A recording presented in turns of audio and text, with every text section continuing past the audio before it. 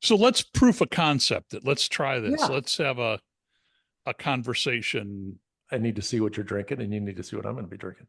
I'll get started with what I picked up. I got this bottle of Old Forester single barrel strength. It's 127.6, so a little hot.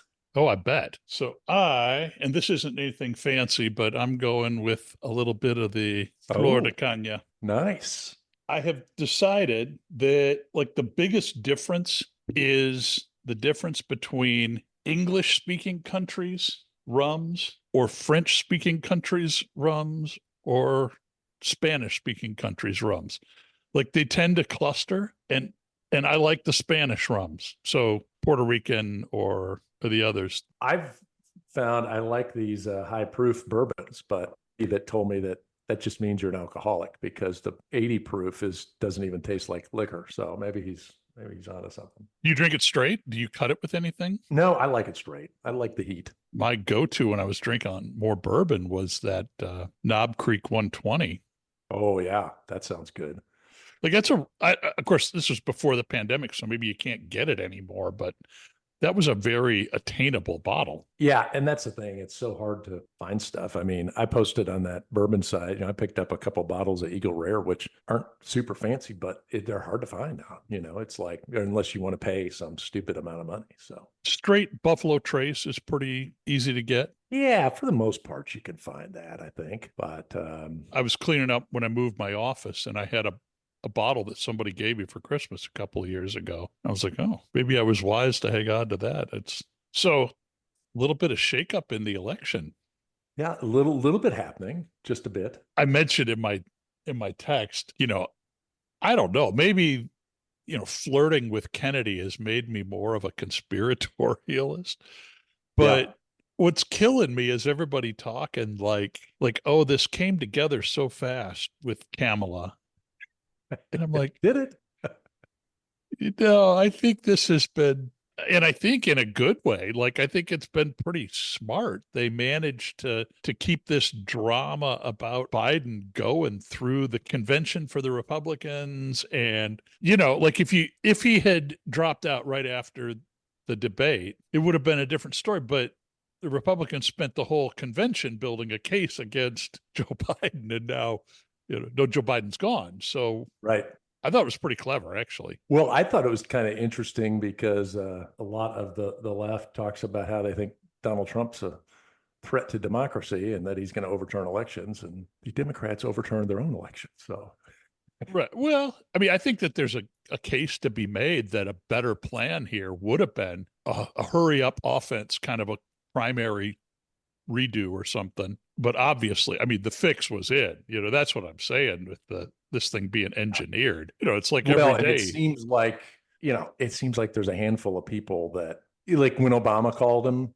Okay, there's a handful of leaders that once they got involved, they're like, okay, yeah, that's nice, Joe, that you'd like to run. You're not running. So it's like, Right. Well, I mean, again, I'm calling me a conspiratorialist. I don't think it was an accident that he did so poorly in the debate. I think it was a known commodity that he well, was you going to thought be like that. that. I remember the night of, you said this was a hit job, and it's Yeah. almost like the people were like, okay, yeah, let's do a debate. Let's see what happens. Yeah. We've talked to your boss. You're hell bent on this. We'll let the American people and the television convince you that you're, So you think people have been trying to get him out of it for a while? yeah, yeah. Interesting. Whether they said anything about it or not, I mean, it's such an interesting thing. I still believe, and I think it's true, that kind of the truism that I think Donald Trump's the only person in America who could have beaten Hillary Clinton in 2016. And Hillary Clinton's like the only person that could have lost to Donald Trump. Like it was a perfect storm. And yeah, I don't know. I think like I know I'm of a different viewpoint, but I don't know any Democrats that were excited about Joe Biden. They're just, and I think the so-called buzz about Kamala is just, in some ways, it's just a different flavor of relief that we're not running Joe Biden. Yeah, right. Well, what other option do people have besides Because I mean, that was the other thing. It's like, did you really, there's all this speculation like, well, no, not Kamala Harris. It's got to be somebody. Is the liberal Democrat Party going to take a minority female and say, no, you're not qualified to be president? I mean, that's Right. not going to happen. I Right. mean, let's face it. I mean, that was not, there's no viable candidate other than her at this point. Or do you I think disagree? that's probably true. I think it's probably true. And certainly not enough that you can, what they saved themselves was even a month long process of turmoil, to just be able to cut the business, I think is really expedient. I don't know if it's going to last. I mean, I think that there's clearly been a big bump. I saw interesting commentary today. I can't remember who it was. I think it was Chris Sununu who was just talking about like, she's pretty beatable for Trump, but he's going to have to stay on message. Right. And Yeah. I think that's really where the risk lies. Yeah. No, I agree. And, it's just interesting to me at the national stage how we've talked about this before, but the issues are like a secondary factor. You know what I mean? Mhm. It's like nobody's talking about like, well, Trump thinks this and Kamala Harris thinks this. Like that's not even really on the table of topics. Like you read through the news, it's not like it's just like the content has never really been much of a factor. And I don't No, know. Do you think it's less of a factor the longer the Democratic experiment continues year after year? Is it just become even more of a popularity contest? I don't know. It's difficult to say if you look back in history, but I think things are different than they were 20 years ago, and they're way different than they were 50 years ago. And I really do think it's the devolution of media and the rise of social media, and people get their own customized feed. And Yep.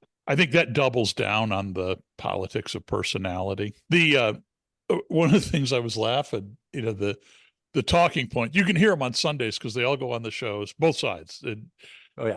and they all use the same, like the Democrat one right now is Trump is weird, and the Republican one today is that Kamala Harris is the most radical leftist person ever. And what's funny is the reason that her campaign went nowhere for president in 2020 is because she was such a hard ass on crime in San Francisco that the left was all freaked out that she was too policey. Yeah. But she's the most liberal, anti-democratic person that's ever lived. I And don't know. Trump's weird. I mean, okay, peace. He's weird. Okay, now what?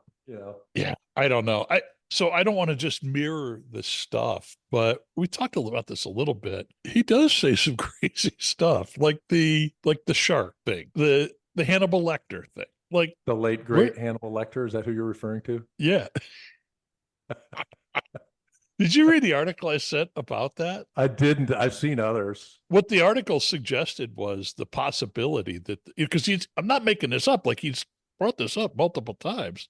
Somebody said they think the link might be that with the migrant issue, he keeps saying with the border, they're opening the jails and the insane asylums and sending their people. Oh, I saw that. They thought that he thinks when people want asylum that they want to go to an insane asylum. Or that he's blurring the seeking political asylum and Mexico and Latin American countries emptying their own insane asylums and sending here. And like, Well, it is interesting in that sometimes the left needs to figure out what the criticism needs to be because either he's weird, okay, he says this stuff and it's all got these, it's code for I hate immigrants or something, or right, or he's just a dumb guy. Well, if he's a dumb guy, he can't say all this, like the right. diabolical piece of it has to assume that the guy is purposely weaving a narrative that is code and Well, go ahead. exactly. And the reciprocal of that with Biden is the same thing.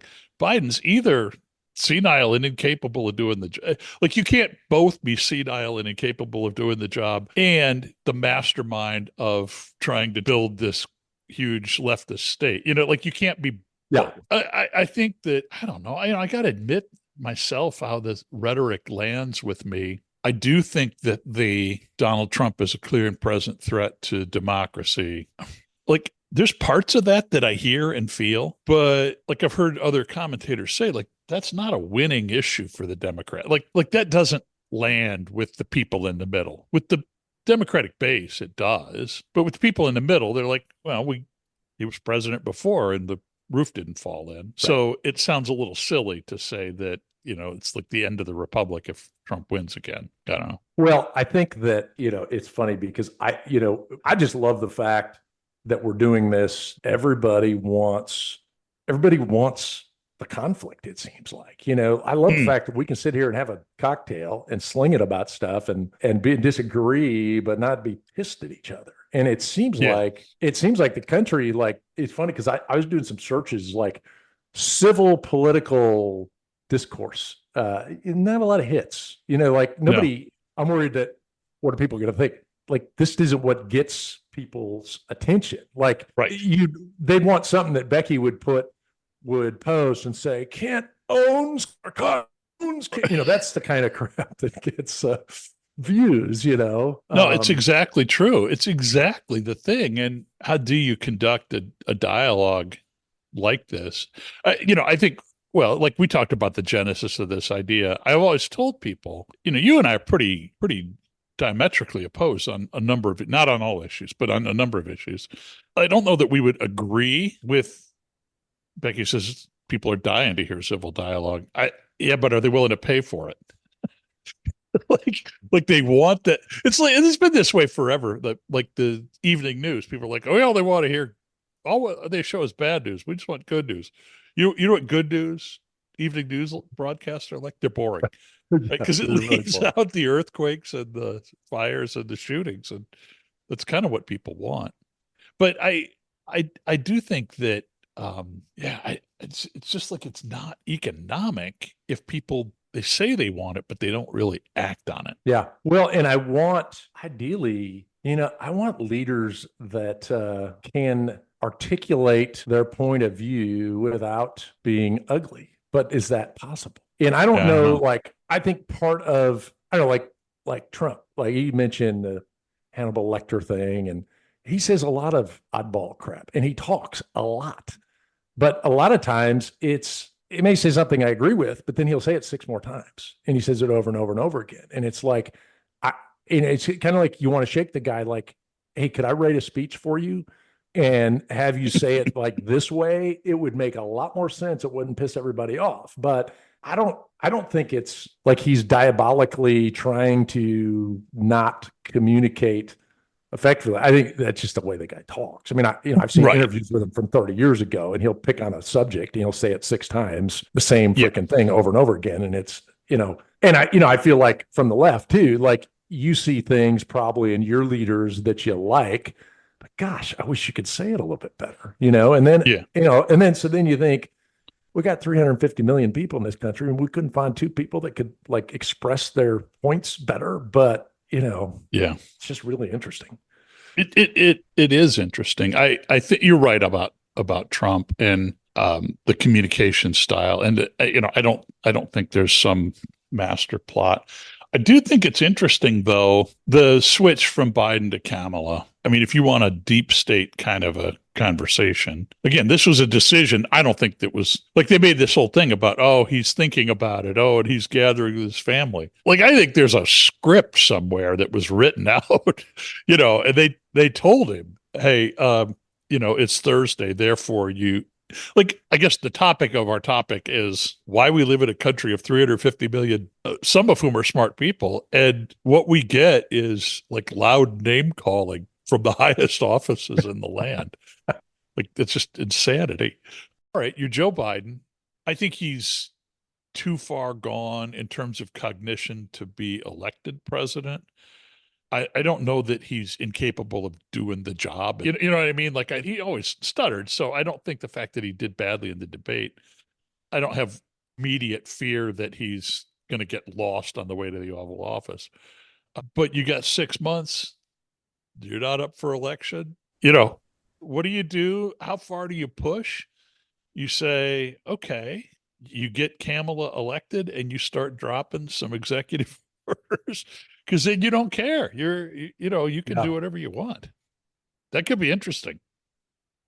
Well, I saw a really good, really interesting view from somebody that actually they're a liberal Democrat. And it was on MSNBC or CNN, one of the two.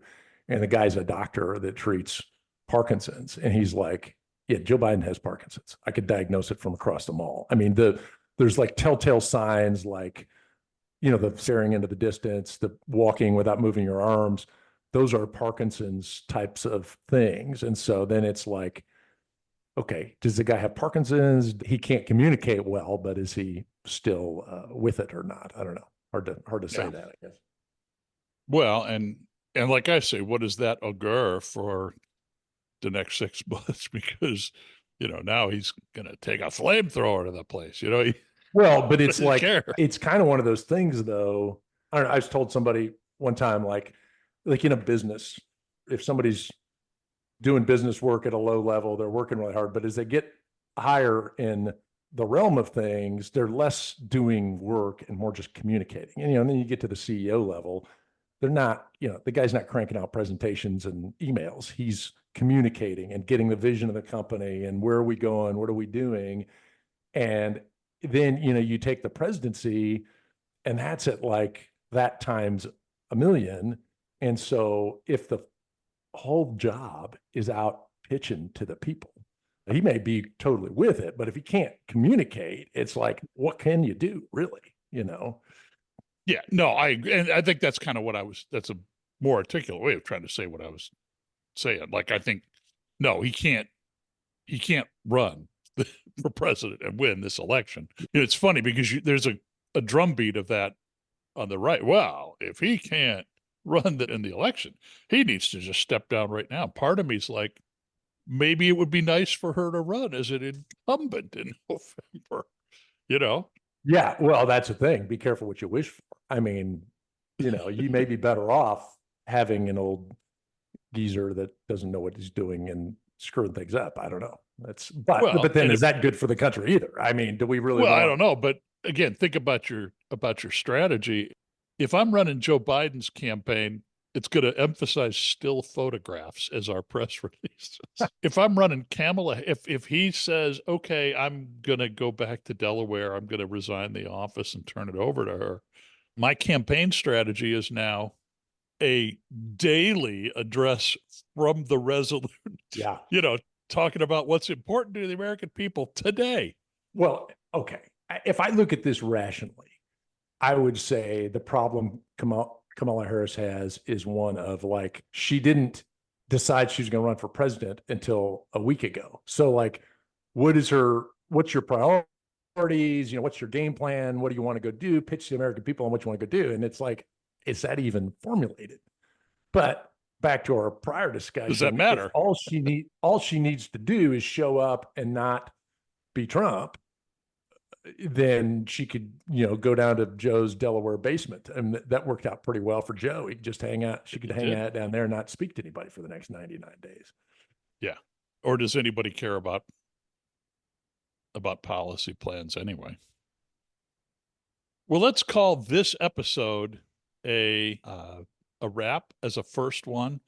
And I think we successfully proved the concept that two smart, rational people with radically different political views can have a civil conversation and come to the end of it not worse off and not at fisticuffs with each other. Yeah, we didn't call each other names or anything. That's good. I don't even think I raised my voice. Awesome. Well, cool. Cheers. Here, here.